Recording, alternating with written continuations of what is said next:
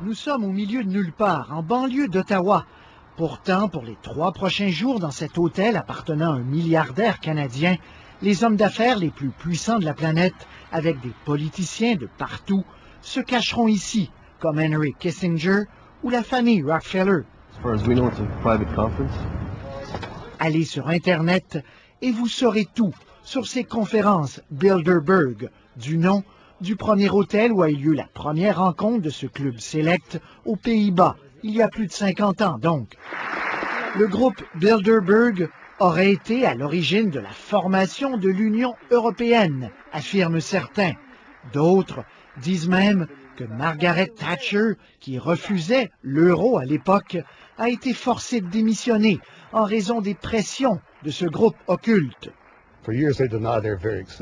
Pendant des années, ils ont même nié qu'ils existaient, explique cet ancien journaliste de Washington qui consacre maintenant sa vie à pourchasser les membres de ce groupe.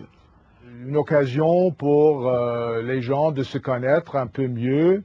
Lorsqu'il était chef de cabinet de Brian Mulroney, Norman Spector a participé à une de ces conférences. Pour lui, on exagère la portée de ce genre de rencontre. Je ne me souviens pas une grande idée, même une grande idée avec laquelle je suis sorti de cette conférence. Alors, est-ce que la centaine d'hommes et les quelques femmes qui arrivent ici en limousine cachées derrière des vitres teintées possèdent un vrai pouvoir occulte?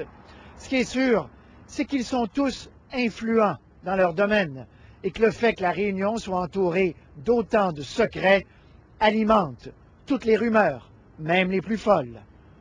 Patrice Roy, Radio-Canada, en banlieue d'Ottawa.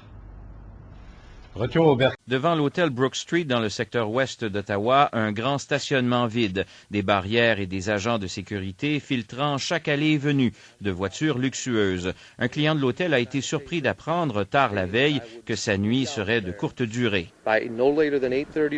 L'homme qui veut rester anonyme affirme que son départ hâtif est dû à la venue du groupe Bilderberg, ce groupe très sélect formé de présidents, de premiers ministres, de la royauté européenne, de dirigeants de grandes entreprises et d'organisations internationales. Stephen Harper aurait été invité à la rencontre de Versailles en France en 2003.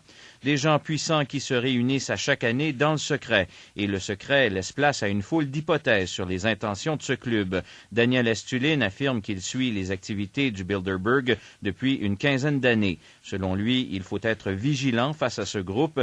Notre liberté en dépend, ajoute-t-il.